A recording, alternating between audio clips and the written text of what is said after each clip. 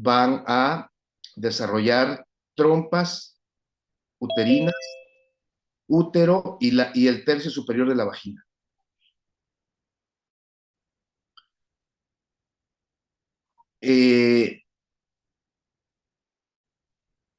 Los estrógenos, y ustedes dirán, bueno, pero los estrógenos, ¿dónde se producen esos estrógenos?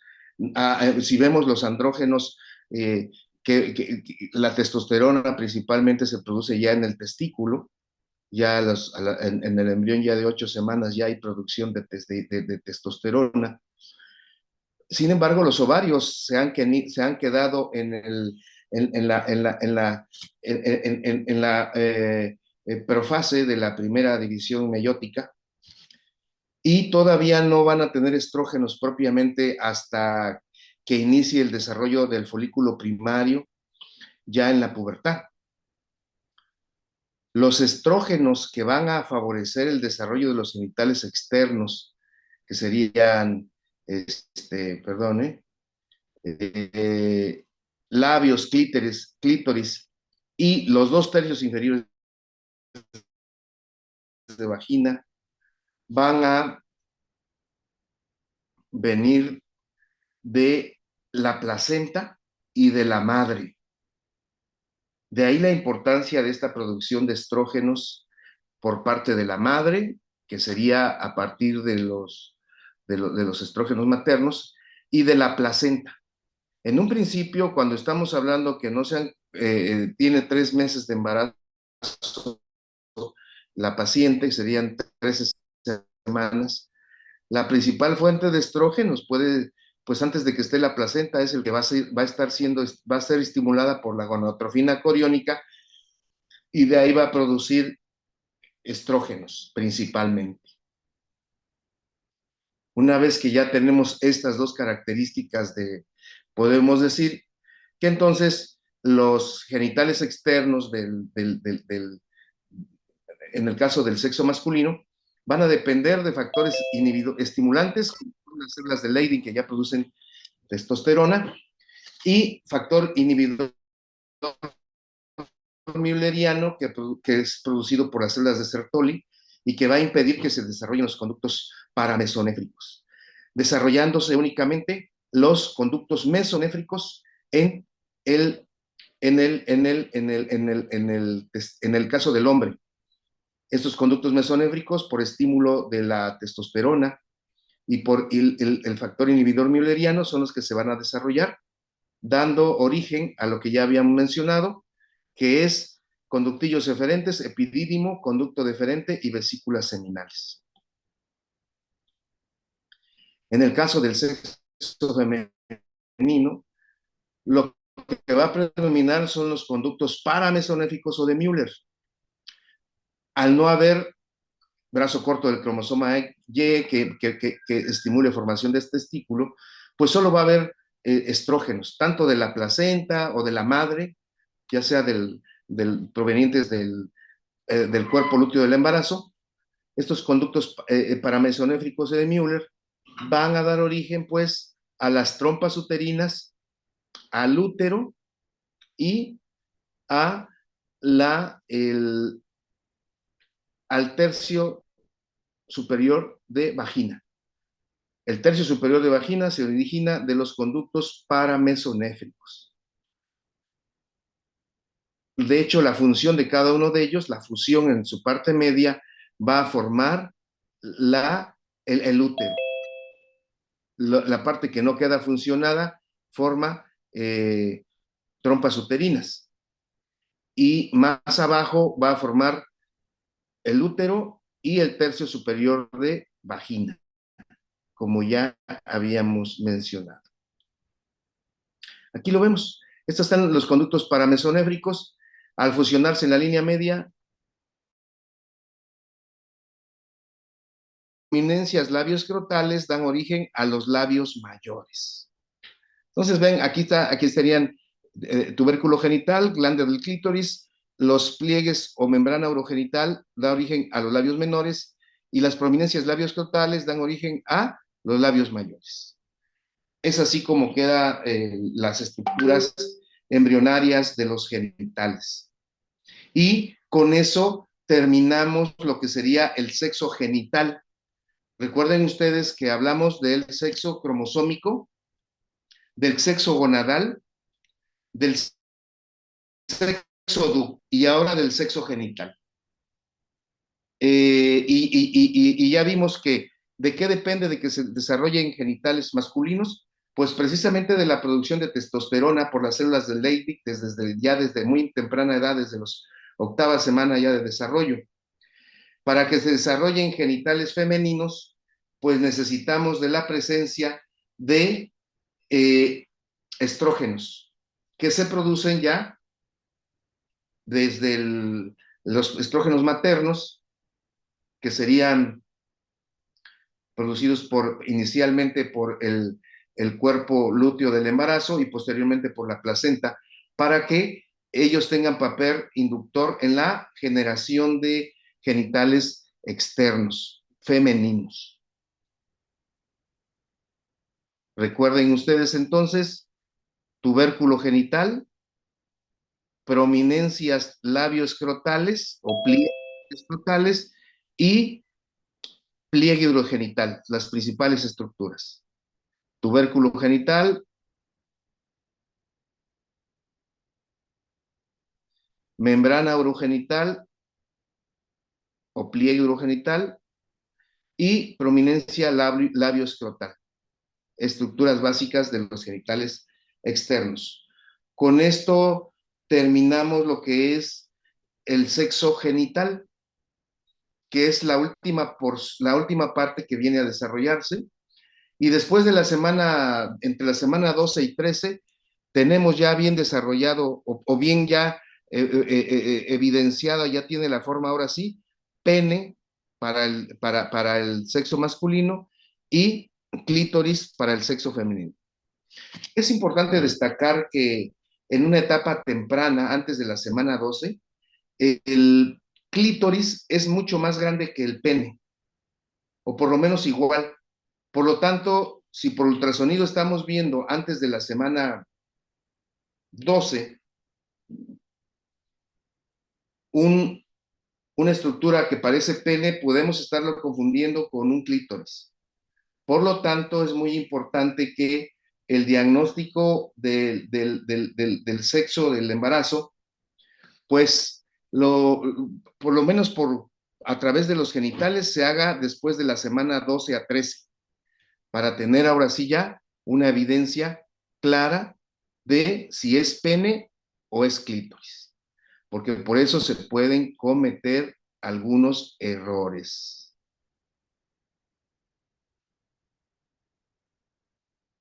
Nuevamente tenemos aquí pues ya las estructuras que dieron origen, el tubérculo genital, pliegue urogenital, prominencias labioescrotales.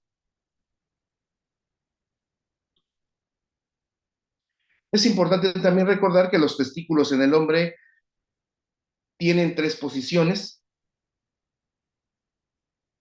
que primeramente el testículo tendrá que descender desde tener una posición abdominal, luego una porción inguinal y finalmente una posición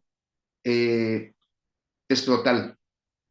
Entonces, el testículo tendrá que ir descendiendo desde una porción abdominal, luego descender por el conducto inguinal para finalmente llegar a el escroto. ¿Sí? Que al recién nacido es conveniente que ya nazca con sus testículos en el escroto. Aunque algunos recién nacidos puede ser que tengan un testículo que aún viene en descenso y en los primeros meses llega finalmente al escroto. Muy importante que el testículo al año ya esté en el escroto por el riesgo de que si se queda atrapado en alguno de los sitios y no desciende, puede desarrollar alguna neoplasia. Ya habíamos dicho que el descenso se completa a la semana 12, mientras que los conductos inguinales a la semana 28 y alcanzan el escroto a la semana 33. Interesante reconocer, a lo mejor ahorita es la última vez para los que no vayan a ser, a lo mejor cirujanos o urólogos, recordar cómo tenemos unas capas diferentes en el testículo eh, que lo están cubriendo, desde la piel del escroto, y entonces desde la piel del escroto, luego una fascia espermática externa, luego una fascia cremastérica y el músculo cremaster, luego una fascia espermática interna, que sería lo rojito, sería la capa más interna. El escroto, pues, es la piel, el saco, el saco que lo está envolviendo. Para accesar, para tener, para hacer una vasectomía que consiste en ligar y cortar el conducto deferente, tendremos que cruzar todas estas capas. ¿Qué capas son las que envuelven pues al testículo? Eh, Vemos que es escroto, fascia espermática externa, fascia cremastérica y músculo cremaster, fascia espermática interna, y si vemos aquí, esta parte del testículo está en relación con el peritoneo, de tal manera que un movimiento importante del testículo va a estimular al peritoneo y por eso es muy doloroso, porque está en relación directa con el peritoneo.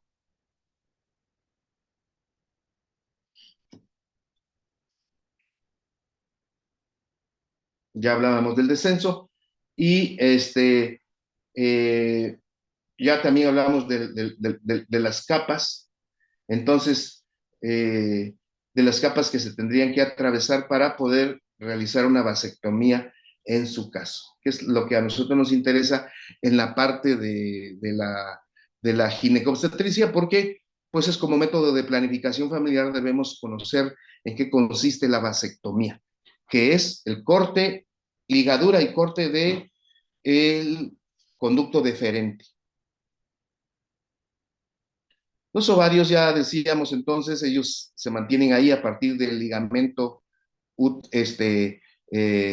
que va a fijarlo a la cavidad, a la pared pélvica, y que es conocido también como el ligamento suspensorio del ovario, luego el ligamento uterovárico, que lo fija al útero.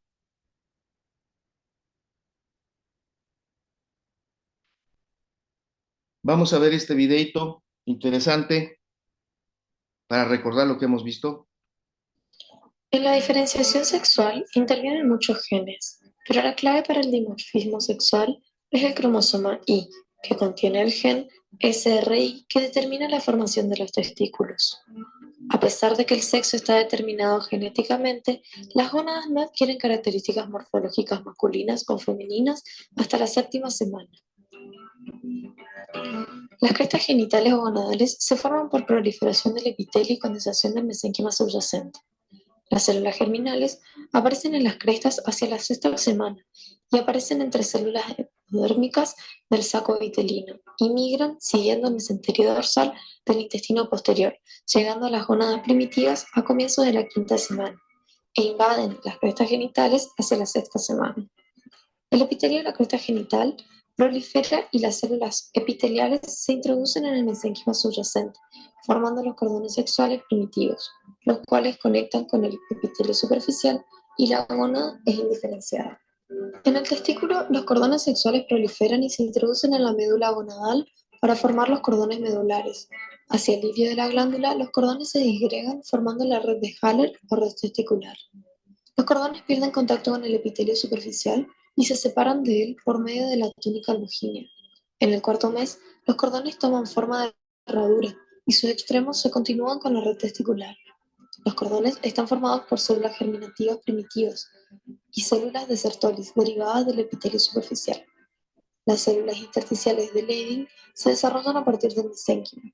Se encuentran entre los cordones testiculares. En la octava semana empiezan a producir testosterona, lo que influye en la diferenciación sexual. Los cordones en la pubertad se canalizan y dan origen a los túbulos seminíferos, los cuales se unen a la red testicular. A su vez, penetran en los conductillos eferentes, y estos son las porciones restantes de los túbulos excretores del sistema mesonéfrico, y actúan como vínculo entre la red testicular y el conducto mesonéfrico o de Wolff, que recibe el nombre de conducto deferente. En la formación de los ovarios, los cordones sexuales se disgregan en cúmulos celulares, que contienen grupos de células germinativas primitivas, que ocupan la porción medular del ovario. Más tarde, es reemplazado por el estroma de la médula ovárica. El epitelio superficial de la gónada continúa proliferando. En la séptima semana, da origen a los cordones corticales, los cuales penetran en el mesénquima subyacente. En el tercer mes, estos cordones son disgregados en grupos celulares aislados. Las células de estos grupos siguen proliferando y empiezan a rodear cada ovogonio con una capa de células foliculares. Conjuntamente, el ovogonio y las células foliculares constituyen un folículo primario. Inicialmente, los embriones, independientemente del sexo genético, poseen los conductos paramesonéfricos o de Müller y los conductos mesonéfricos o de Wolff. El conducto paramesonéfrico o de Müller aparece como una invaginación del epitelio celómico del pliegue urogenital. El conducto desemboca en la cavidad celómica por medio de una estructura infundibular. En la línea media se pone en contacto con el conducto paramesonéfrico y luego se fusiona para formar el conducto uterino. El extremo caudal de los conductos combinados se proyecta hacia la pared posterior del seno urogenital, donde se forma el tubérculo paramesonéfrico o de Müller. Los conductos mesonéfricos desembocan en el seno urogenital a cada lado del tubérculo de Müller. En la formación de los conductos genitales masculinos, los túbulos epigenitales establecen contacto con la red testicular y forman los conductillos eferentes del testículo. Los túbulos excretores o paragenitales no se unen a los cordones de la red testicular. Sus vestigios se conocen como el paradigma. El conducto mesonéfrico persiste solo en su porción craneal, que es el apéndice del epididimo, y forma el conducto genital principal. Este se alarga y se enrolla sobre sí mismo, formando el epididimo. Desde la cola hasta la parte incipiente de la vesícula seminal, el conducto mesonéfrico toma el nombre de conducto deferente. Más allá de la vesícula se llama conducto eyaculador. En el varón, el conducto mesonéfrico degenera por completo, por la secreción de la sustancia inhibitoria de Müller, que provoca la regresión del conducto paramesonéfrico. Junto con esta sustancia actúa la testosterona, de las células de Leydig, que modula la diferenciación de los genitales externos masculinos. En la formación de los conductos genitales femeninos se convierte en el conducto genital principal. En un principio se identifican tres porciones: una parte vertical que atraviesa el conducto mesonéfrico y una parte vertical caudal que se fusiona con la del lado opuesto. Las dos primeras posiciones se convierten en las trompas de falopio y las partes caudales de los conductos mesonéfricos son legales. Los conductos se fusionan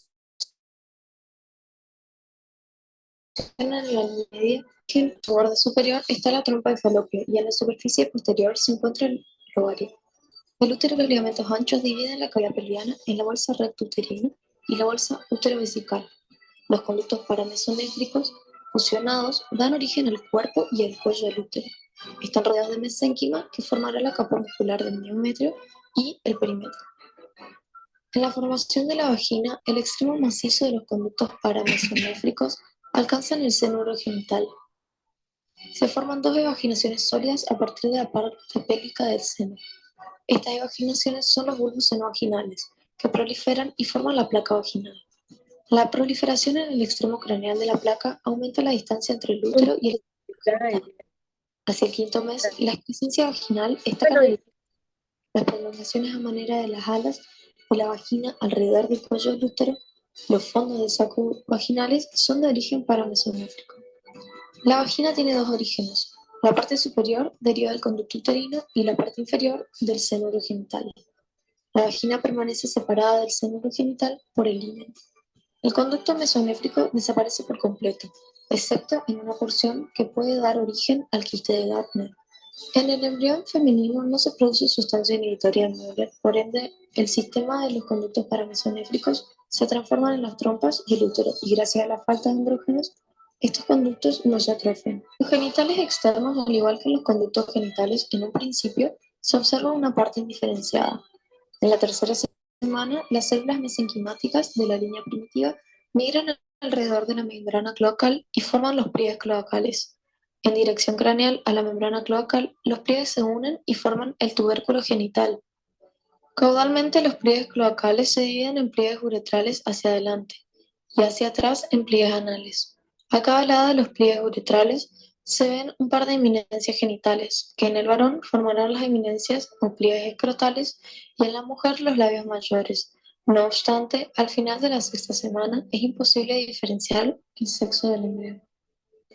El desarrollo de los genitales externos del sexo masculino depende de los andrógenos, caracterizándose por el alargamiento rápido del tubérculo genital que se denomina falo. Al alargarse el falo, tira hacia adelante los pliegues uretrales, formando las paredes laterales del surco uretral. Este surco se extiende a lo largo de la posición caudal del falo, pero no llega al glande. Al final del tercer mes, los dos pliegues uretrales se cierran sobre la placa uretral, formando la uretra peniana. La porción más distal de la uretra se formará durante el cuarto mes, cuando las células ectodérmicas del glande se introducen y canalizan y forman el meato uretral externo. Las protuberancias escrotales se originan en la región inguinal. En la formación de los genitales externos femeninos, los estrógenos estimulan el desarrollo de estos. El tubérculo genital se alarga un poco y forma el clítoris. Los pliegues uretrales no se fusionan, sino que se transforman en los labios menores. Las eminencias genitales se agrandan y forman los labios mayores, y el surco urogenital queda abierto y forma el vestíbulo. Descenso del testículo. Al final del segundo mes, el testículo y el mesonefros están unidos a la pared abdominal por el mesenterio urogenital. Al degenerarse el mesonefros, sirve de inserción a la gónada y toma el nombre de ligamento genital caudal. Cuando el testículo empieza a descender, se forma el gubernáculo que crece en la región inguinal hacia la escrotal. El peritoneo de la cavidad abdominal forma una evaginación, el proceso vaginal, que sigue la trayectoria del gubernáculo testicular en las protuberancias escrotales. El testículo desciende por el anillo inguinal hasta llegar al pliegue escrotal en el momento del nacimiento y es cubierto por el pliegue del proceso vaginal y el resto del saco forma la túnica vaginal. Descenso de los ovarios. Los ovarios se sitúan por debajo del borde de la pelvis. El ligamento genital craneal se transforma en suspensorio del ovario, mientras el ligamento genital caudal origina el ligamento del ovario propiamente dicho y el ligamento redondo del útero, que llega hasta los labios mayores.